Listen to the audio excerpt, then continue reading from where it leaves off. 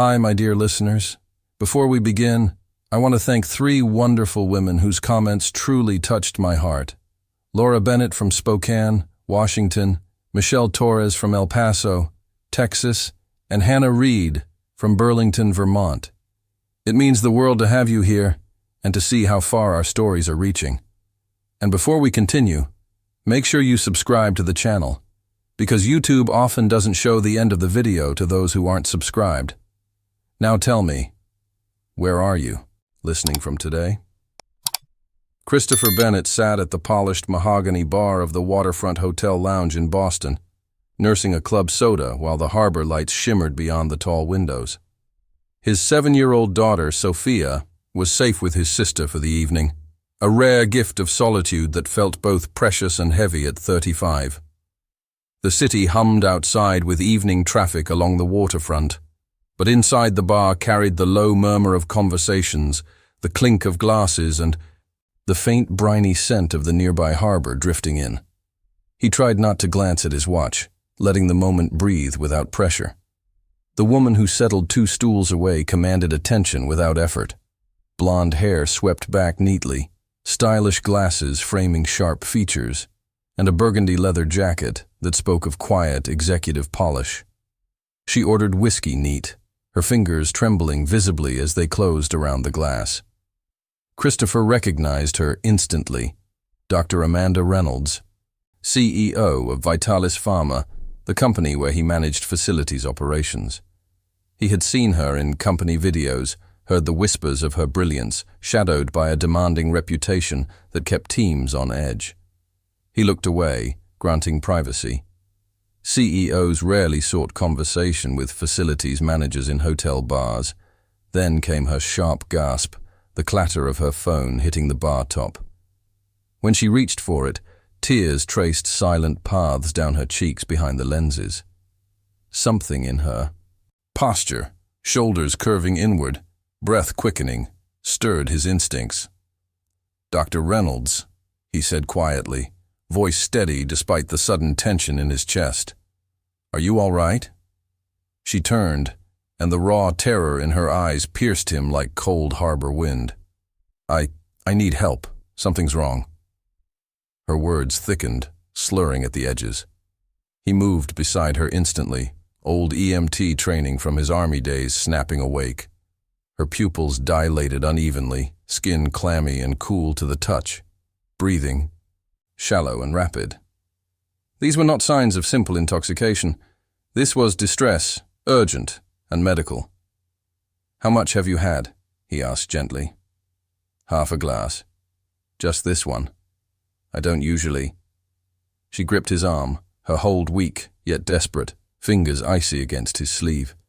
"Please, take me home or I'm going to." Her sentence fractured, eyes losing focus, the faint whiskey aroma mixing with the sharp tang of fear sweat. "We need an ambulance," he said firmly, already reaching for his phone. "No hospitals," she pleaded, voice breaking. "The board meeting tomorrow. They're trying to remove me. Can't show weakness." Confusion clouded her words, each breath more labored, her free hand rising instinctively to her throat as if invisible bands tightened there. Christopher assessed quickly, stable enough for now, but time was thin. "Okay," he agreed, decision made in the heartbeat between her plea and the next ragged inhale. "I'll take you home, but if you worsen, we're going to the hospital. No arguments." She nodded weakly. He helped her stand, her weight leaning heavily into him, the leather jacket supple yet carrying the chill of her trembling frame. To the bartender, he murmured, "She's having a medical episode. I'm taking her home. If she's not back tomorrow, call the police and tell them what happened." Outside, the Boston night air carried the sharp bite of autumn harbor breeze, salt and distant rain. He guided her to his modest 10-year-old sedan, buckling her in, carefully, the seatbelt clicking with finality. She gave slurred directions to her upscale Back Bay neighborhood, while her hands kept drifting to her throat, breaths coming in shallow rasps that filled the car with quiet urgency. "What did you eat today?" he asked, keeping his tone calm, though his pulse raced. Lunch meeting, seafood, shrimp. Her eyes widened in dawning horror. Oh God, I'm severely allergic, but I told them. They said it was safe. Anaphylaxis. The pieces locked into place. Swelling beginning in her airways, the confusion, the clammy pallor. Minutes mattered now, not hours. He pressed the accelerator, the engine's hum rising as city lights blurred past brownstones and glowing street lamps. At her elegant townhouse, he helped her inside, the door swinging open to a space of cool minimalism, sleek furniture, abstract art on cream walls, the faint scent of lavender cleaner masking deeper emptiness. No photos, no warmth, just polished surfaces reflecting isolation. Located the EpiPen in the bathroom cabinet after swift searching, administered it with practiced efficiency into her thigh. She gasped sharply as epinephrine surged, color returning slowly to her face, breathing easing from knife-edge tension to something manageable. "We still need the hospital," he insisted, voice low but unyielding. The injection bought time, but follow-up care was essential. "After the board meeting," she countered, stronger now yet strained, her hand finding his forearm and, again, texture of her skin warming gradually. "Please just stay until I'm stable. Then you can go." He saw not pride in her eyes but raw desperation, a woman fighting for survival on multiple fronts. "All right, but I'm staying the night. Any change, we go to the ER." The hours unfolded slowly in the quiet townhouse. He made chamomile tea, its herbal steam rising warm and soothing, wrapped her in soft blankets whose wool texture grounded her shaking frame. They talked intermittently to monitor her clarity, about nothing and everything. Around 2 a.m, as her breathing steadied and color returned fully, she asked, voice clearer yet vulnerable, "Why are you doing this? You're a facilities manager. You could have called 911 and walked away. Instead, you're here in your boss's living room at 2 a.m. You needed help. That's all that matters." He smiled faintly, the room's dim lamp casting gentle shadows across her face. Most would have seen opportunity. The CEO vulnerable, dependent. Leverage it. Silence stretched, heavy and meaningful, the distant harbor foghorn sounding like a lonely heartbeat. "I'm a single dad raising a 7-year-old daughter. I don't have time for corporate games. You were in trouble. I helped." She was quiet, processing, then confessed softly. "At the bar I said, 'Take me home or you're fired.' I wasn't threatening you. I was begging, but fear twisted the words. I'm sorry if it sounded like abuse of power."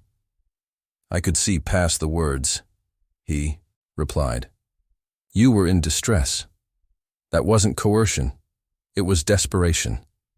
Her eyes softened, tears welling again, not from fear now but release. "You saw me. Really saw me." Dawn filtered through the curtains, gray Boston light softening edges. Amanda had recovered enough to shower and emerge polished, crisp blouse, tailored suit, hair sleek once more, only faint puffiness hinting at the night's ordeal. "Thank you," she said simply, voice steady. "You saved my life and my career. I won't forget that." "Just take care of yourself," he answered. "Multiple EpiPens. One in your office, car, briefcase." She smiled, a real one that reached her eyes, warming the room like unexpected sunlight. 2 weeks later, Christopher was summoned to the executive floor, assuming a routine facilities matter. Instead, in Amanda's sunlit office overlooking the harbor, she said without preamble, "I've thought about that night constantly. How you responded with competence and kindness, stayed when walking away, was easier, prioritized my well-being over gain." "It was the right thing," he replied, heart quickening. "Exactly. The right thing is rarer than it should be. I want to offer you Director of Facilities and Safety Operations. Senior role, significant raise, overhauling protocols, emergency response, allergy management, wellness programs, He stared, the offer landing like a gentle wave. I'm not qualified. Your EMT background, military experience, and judgment qualify you more than anyone. You assessed correctly under pressure, respected my wishes while protecting me, never sought advantage. He thought of Sophia, the better schools, security this could bring. I have a daughter. I'd need flexibility. Included. This company has failed working parents too long. Who better to design policies than someone living it? Why me? He asked finally. Really why? Because that night, you saw your CEO vulnerable and chose humanity over opportunity. That clarity is what we need. We've chased profit so hard we've forgotten we're in the business of healing people. You reminded me. He accepted. Over the following months, Christopher transformed safety at Vitalis Pharma. New emergency protocols, cafeteria allergy safeguards, comprehensive training. More profoundly, he helped Amanda reshape culture, employees as humans first. You've achieved in months what I've tried for years, she told him during a quarterly review, voice warm with genuine pride. Satisfaction up 40%. Incidents down. People feel cared for. Because we are caring, he replied. Revolutionary, she laughed, the sound free and light. One evening in her office, she reflected deeply. I've thought about how close I came to dying from pride, too afraid to show weakness. You saved me medically and professionally by respecting my choices while keeping me safe. You would have done the same. I'm not sure I would have, she admitted, voice cracking slightly, hands trembling again but from emotion. Now. I'd become so focused on control I forgot kindness. You taught me real strength is accepting help gracefully. Leadership serves, doesn't just command. 1 year after that night at the waterfront bar, Vitalis Pharma earned recognition as one of the best places to work in pharmaceuticals. Amanda's leadership had softened into collaborative warmth, while Christopher's programs created genuine well-being. At the awards ceremony, overlooking Boston Harbor glittering under evening lights, Amanda shared the story publicly, not the medical details, but the essence. 2 years ago, in crisis, someone I barely knew helped without expectation. David, Christopher, showed me caring isn't weakness, but strength to cultivate. Everything since flows from that lesson. Later, as they left, Christopher's phone buzzed, his sister texting that Sophia had something to show him. Go, Amanda said, noticing his glance. Be with your daughter. That's what matters most. He smiled. You've changed. The CEO I met that night would never have said that. That CEO nearly died because she feared being human, she replied softly, eyes meeting his with quiet depth. You taught me better. Driving home through Boston's glowing streets, Christopher reflected on the slurred plea that masked desperation, his choice to see the person beyond the position, the long night of vigilance that cost solitude but gained connection. One moment of crisis, one decision to show up without agenda that had saved a life, transformed a company, proved kindness the most powerful force. At home, Sophia ran to him with a colorful drawing, a child's superhero labeled My Dad, who helps people even when it's hard. That's you, Daddy, your superpower. He hugged her close, warmth spreading through him like harbor sunrise, thinking of Amanda, of changed lives, of how compassion chosen in darkness rippled into light.